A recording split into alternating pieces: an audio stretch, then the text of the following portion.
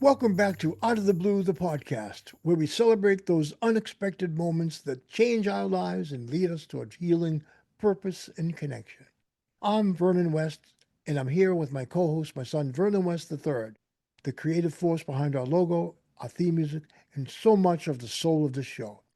Today, we are thrilled to welcome back one of our favorite guests, one of our favorite addiction ninjas, Dr. Nicole Labor. Dr. Labor is a physician, educator, advocate, and one of the clearest voices in the fight against addiction and the stigma that surrounds it.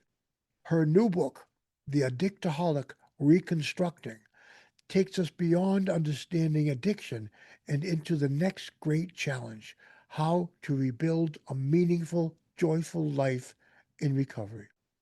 She's on the front lines every day helping people heal, helping families understand, and helping communities replace shame with truth and hope. Today, we'll talk about her new book, What Reconstruction Really Means, and the latest from the front lines of the war on addiction. Please join us in welcoming back Dr. Nicole Labor right here, right now on Out of the Blue, the podcast. Hi, thank you for having me back. It's nice to see you. Nice to be back with you. Our honor, it really is an honor.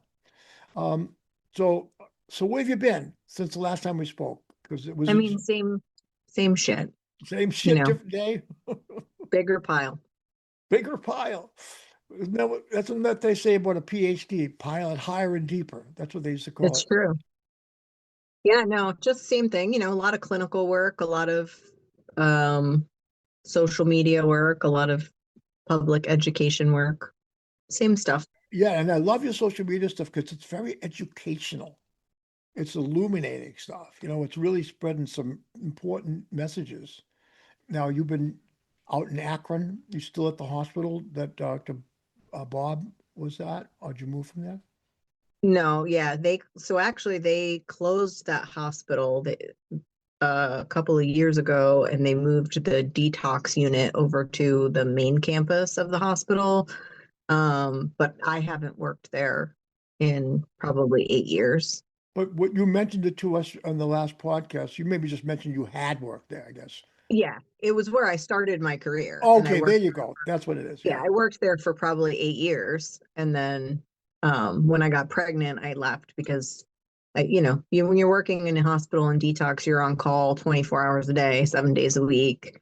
So I couldn't really do that with a newborn. And Well, anybody that knows anything about the big book of AA and anything like that would agree that's an auspicious way to begin a career in this kind of field, because where else? The place that the the magnum opus of recovery was born. I was like Dr. Bob reincarnated. Like that was my job. Right? That's crazy. That's crazy.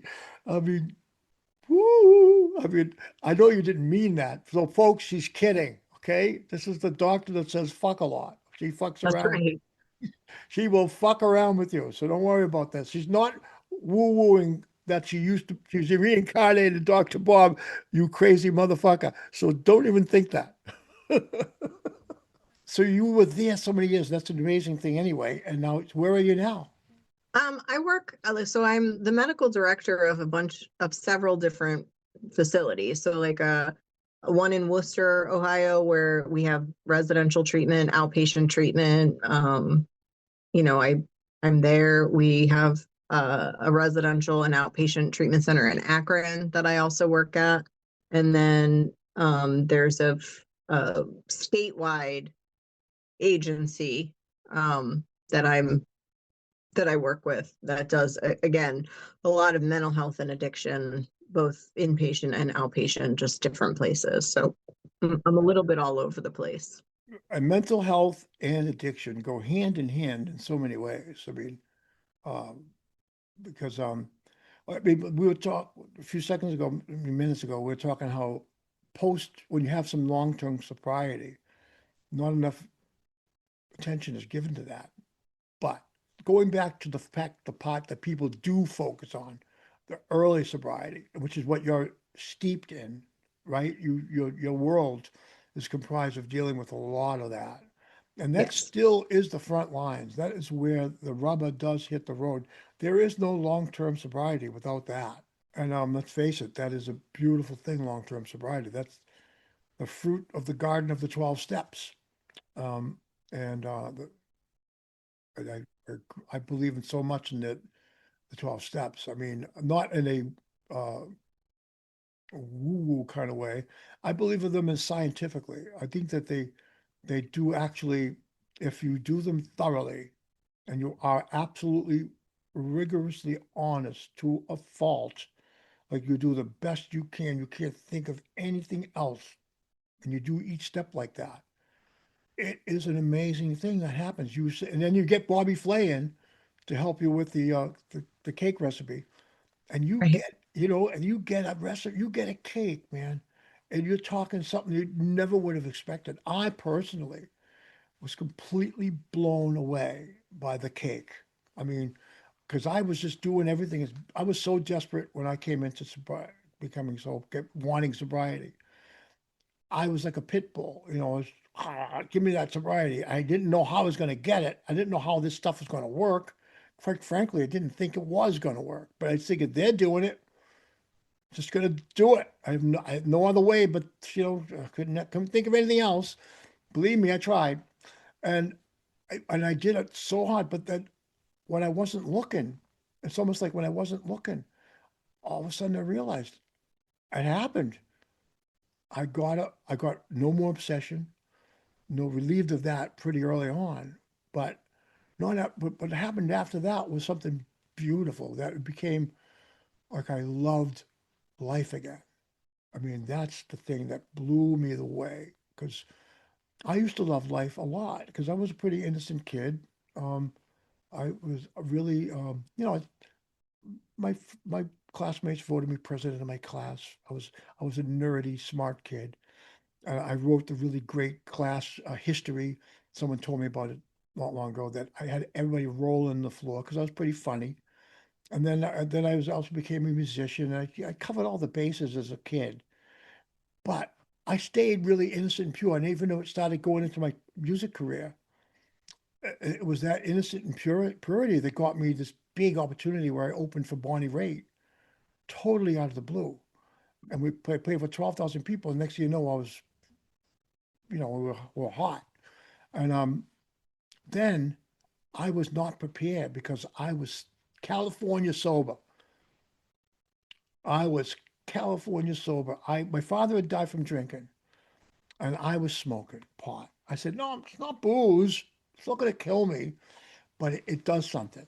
It definitely does something, and it makes you not use your full total intuition on yourself, and uh, you're not in tune. You're just not aligned anymore with the true self once you throw something like that in there. Me personally, I'm not going to judge anybody out there who's California sober. No judgment here. But for me personally, I never would have got the 12 steps. I never would have been able to if I didn't strip all that away and not have any go-to relieving of my pain. Because that's what it's about, really, pain. Because I think that childhood trauma, in my case, set me up for addiction. And it was not only that, but my dad was an alcoholic too.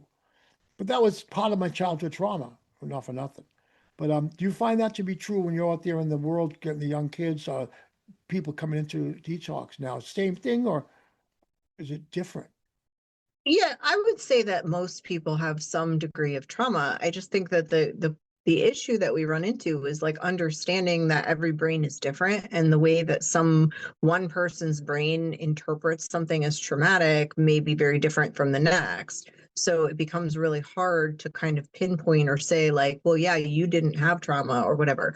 But really anything can be perceived by the brain as trauma. So, people may go through something in childhood that everyone else objectively looking at is like, that's not traumatic, but for that person, their brain changed during that time and they internalized it as something traumatic. And so, yeah, I think everybody to some degree has something traumatic, that every person with addiction, at least, has something or some sort of traumatic thing.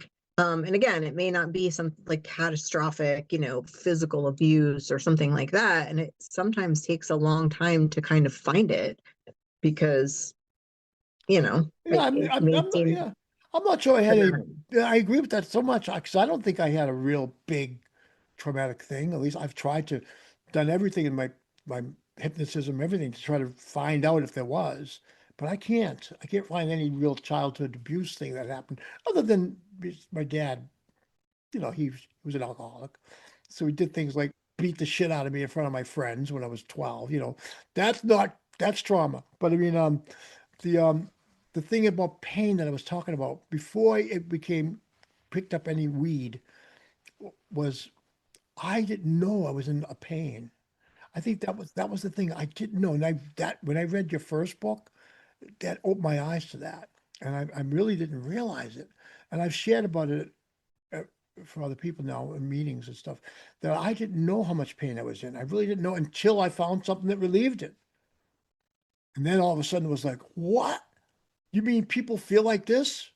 What was I missing? Life is good? You mean you don't have to walk around feeling this all the time? I couldn't believe it. And I was a nerd, so I knew everything about it. I said, the molecule, hydrocannabinol, and oh my God, yeah, ad nauseum. But so your book, the first book, if people who are going to get the second book, and people listening, you have to get the second book. It is definitely the New Testament as opposed to the Old Testament. And Okay. Yeah. the Old Testament talks about really, really,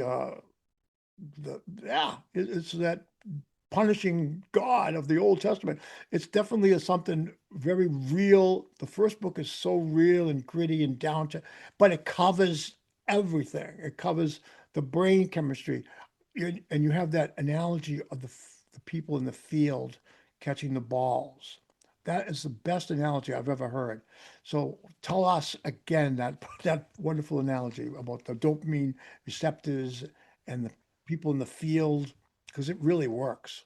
Well, and I'll say, like, so the first book, Deconstructed, that was like really a labor of love.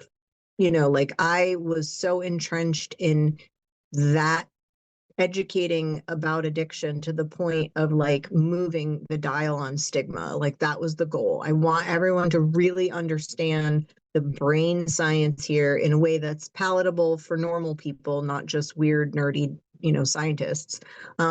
To really grasp what's happening in the human brain when addiction occurs. And so it is like I talk a lot about my story, and there is detail, and I tried to get really in depth, Yeah, that so does that. Yeah. yeah. And well, and I also want to say, like, that book was written in 2019, so before 2020, before Ooh. everyone lost their ability to focus and read, and Mhm. so it was more in depth because it was written for an audience that could read like that. The newer book is actually was written with this idea in mind that people now only consume bite-sized information. And so the style of writing and the conceptualization of things is different in this book. You're making me afraid. This kind of makes me afraid that I've become that person too, because because when I read it, I was going, "This is reading so good." It's So so easy to read, right? Because yeah, that's right. Because that's how we are now. We're just like we consume small things. But you'll notice as you read through the new book, it starts out very like short bullet points, like these are, and as you get longer and longer into like the Thrive chapters, that starts to get more in depth, like the first book, because the hope is that if you're in the Thrive portion of your recovery and life, then you do have the attention span and ability. a little bit more than a gnat. You've gotten Right, some attention span. Yeah. right. So in the addict in both of them, I use the analogy, or I talk about the dopamine receptors, and essentially We have a ball field, and that is your reward center. And your baseball field is full of players, and they're standing there with their mitts up. And there's, let's say, 100 players in the field. So the field's saturated with players. And in order for your brain to say, I like this is something I want to do again, at least 10 players have to catch a ball. So every time you do something enjoyable, your brain dumps a bunch of balls into the field, a bunch of dopamine into the field.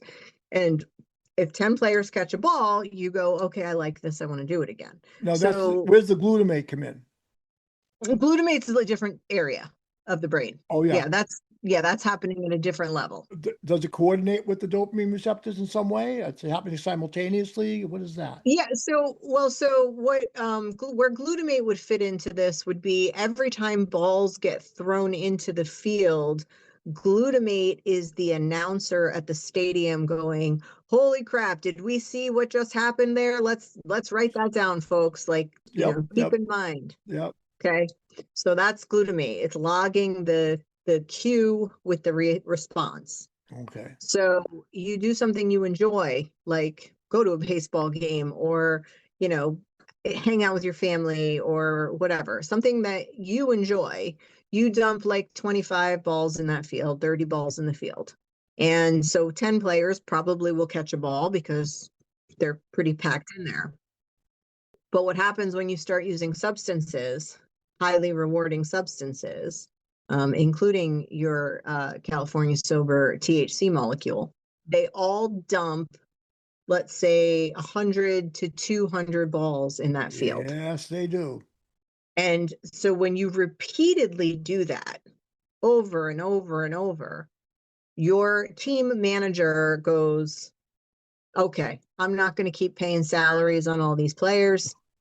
Too expensive. Working too hard. I don't need them. Starts pulling them off the field. So the receptors downregulate. And eventually you're left with, let's just say, 12 players on the field total. And now they're scattered and they're few and far between. So now when you go to a baseball game or you do something that you enjoy, you play your guitar or whatever, you dump your 25 or 30 balls into that field like you used to. Well, those 10 players that need to catch them probably aren't going to get to them in time before they get sucked back out of the field. So you no longer enjoy things that were previously enjoyable. Yeah, that's true. You can no longer get joy from things that are naturally enjoyable because anything natural is going to release 20 balls or so. Right. So the only way that you ever feel normal anymore is when 200 or 150 balls are thrown into that field. And so that the remaining 10 or 12 players are able to get to a ball in time. Right. But because it's only 10 players catching balls, you can't ever feel any more pleasure than that. Right. So you kind of just stagnate, you become tolerant. You can't have that euphoria anymore. And now you're using to feel normal, but you're really just using to escape feeling shitty from not having the balls. Yes, sir. That's exactly the path that happens, right? I mean, I can remember it clear as bell, because I definitely, I like to remember that. I want to never forget that because, yeah, because that's helpful. That keeps me sober, keeps me appreciating sobriety. I love sobriety. I really love it. I love the way you talked about moving the needle on stigmatizing it because it's so important. An issue in my mind is the stigma that it all has. It's stopping any kind of it's such a impediment to helping people, and still is. Um, you mentioned harm reduction in this book as well as part of some of the things, and there's a capital H harm reduction, and there's these lowercase. Now, we had a guest on, Gary Langes, that's his gig. I mean, he's a harm reduction person for Northeast U.S., New England, and he started. He's the one that pioneered getting the Noxon with naproxen, Naloxone. naloxone, right? He pioneered that. They wouldn't he got cops to take it with them in their cars because they encountered people that OD'd. And at first they wouldn't. It was illegal, and they wouldn't do it. Then he went to Washington. So the hoops he had to jump through just to help people. And he's all about harm reduction, providing safe IV sites, clean works, and all of that. I mean, it's such a stigma that people don't. They'd rather they don't want them in their city. If they want to open one, they don't like they want all these junkies coming here, these dirty, rotten. There's business people. There's all kinds of people that get hooked on drugs. It's not just whatever you stigmatize is so wrong. I think it paints a picture of someone who's been caught in the web of addiction that doesn't take into consideration that it goes from what and from Yale to jail. We used to say, it doesn't matter.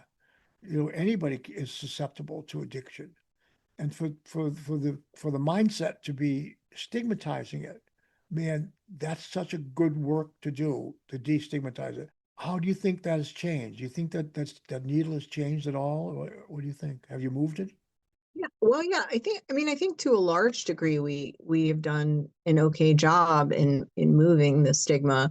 I think that there's still, I mean, obviously it's still out there, right? And it still does exist, but I also think that I think with the birth of whatever you want to call it, of the opioid epidemic, as much as I hate to call it that because I hate to focus on singular drugs, I do think that whole period of time forced people to sort of start looking at this as a problem that anybody could have because it became mainstream and like the media was talking about it and people were, the people who were suffering from opioid use disorder were like your neighbor or people that you didn't typically associate like as that type of person. Right. And so it did start opening the door for people who had been keeping it like inside because they had shame or whatever, like advocating more and trying to do more. So I do think that we have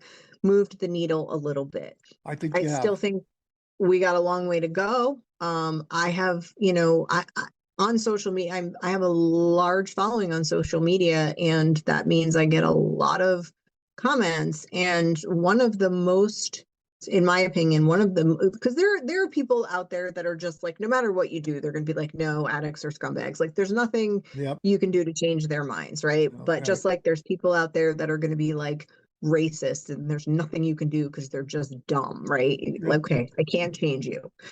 Um, you the people that are the most stigmatizing to me are a lot of the people who had maybe problematic use of substances in their lives but were able to just stop at some point and they didn't necessarily have what I call like the true addiction where they had the brain changes and so they are using for years and years and maybe had some problems from their use but ultimately at some point they're like, oh, I'm done, I'm not using anymore, time to grow up, and they put it down and then they're the ones online going, I've been sober 20 years, I didn't have to use any program, I didn't go to therapy, I didn't have to do anything, I just found a better life and I don't even call, whatever, I'm in recovery for 11 years. And I'm always like, well, what are you in recovery from then? Right. Like what Yeah. was the problem? You were choosing to use drugs and then you stopped. Like Yeah. where did the recovery happen? So, but those are the people that are the hardest to really get through to. Like, no, I understand you used cocaine for 20 years. I get it. I get that you were hardcore into the scene. But if you put it down and walked away one day because you decided enough was enough, you technically probably didn't have addiction. So you don't qualify in the same way as this guy over here who's in tears because he cannot pull himself out of the trap house. Like there's a difference. There's a And huge difference. Yeah. yeah, and it's really hard to like, so I have better luck getting non-addicted people or people who don't really use substances problematically to understand that than I do the people who used substances and just think that they were magically able to get better and therefore everyone else could too. So that's kind of where I feel like the stigma really it remains heavily. Um, and that's a hard push. It really is. What do you do usually to bridge that gap? Have you ever had a successful situation where you were able to get through to someone in that way, or in like the masses? I would say that there have been like individual cases, even like on social media, like in the comment section, if I'm like bothering to have the discussion, where I've been able to kind of recognize someone being a little more open-minded, and I give them that information. Like if I took you and I put you in a brain scanner, and I took this guy and put him in a brain scanner, you guys both used cocaine for 20 years, your brains are going to look different because you were able to stop and he wasn't. Like there's a difference. And so sometimes I do think that they're able to hear that and go, oh, okay, I guess I was just really lucky, but Mhm. more often than not, they just double down. So They just don't get it. It is almost like same thing as racism. It's like they don't recognize another physical condition, like that they just don't see it. And yeah, how do you change that? But what we can do, maybe, what I love about this new book too is, and I have a bunch of things I want to touch on, but what I love about it is that it's almost like recovery isn't just recovery; it's living life on a level of connection and alignment that makes it more deeply appreciated. That joy becomes a larger component. I mean, are these people who say this, are they really living life like that? I mean, that I wonder might be the way to connect people. That if they could see that maybe they're not. I mean, maybe they were able to stop this using and they don't have the same brain as the guy who got addicted. But maybe there's other things in their life that they're just as fixated on and that have taken their joy and diverting them. Because I mean, to me, the most joyful people that I've ever met, I know, I'm sure you have, like a guy that was a guru.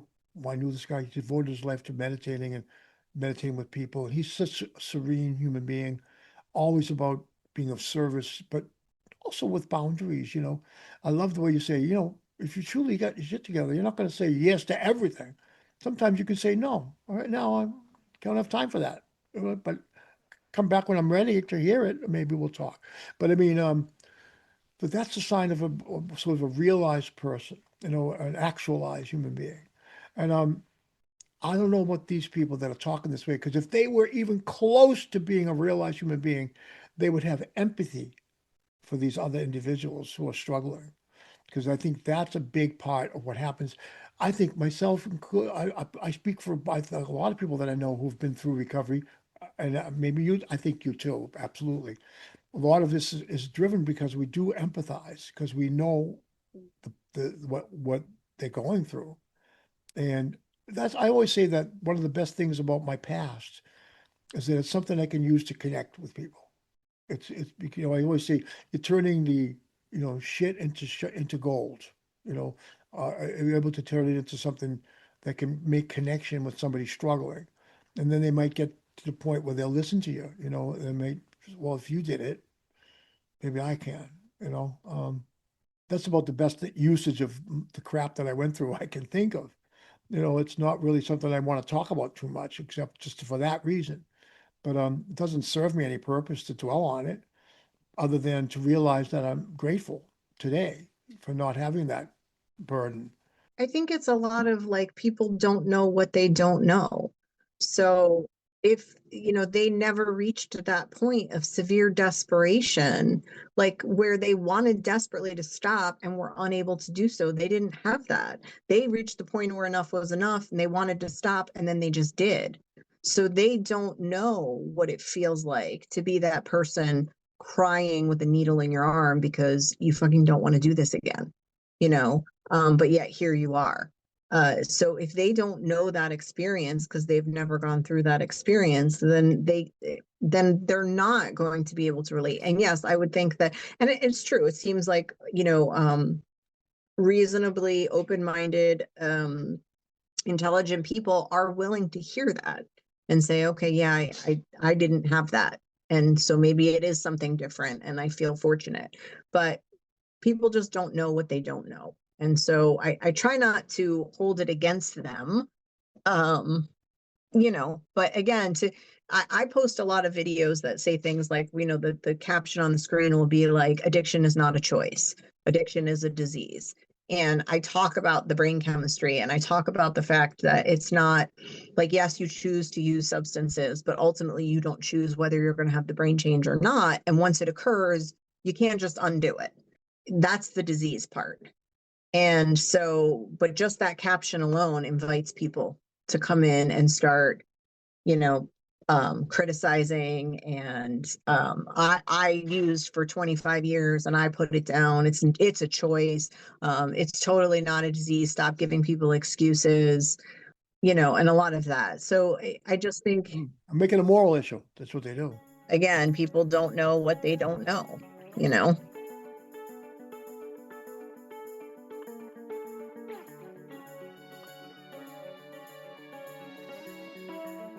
Out of the Blue, the podcast, hosted by me, Vernon West, co-hosted by Vernon West III, edited by Joe Gallo, music and logo by Vernon West III.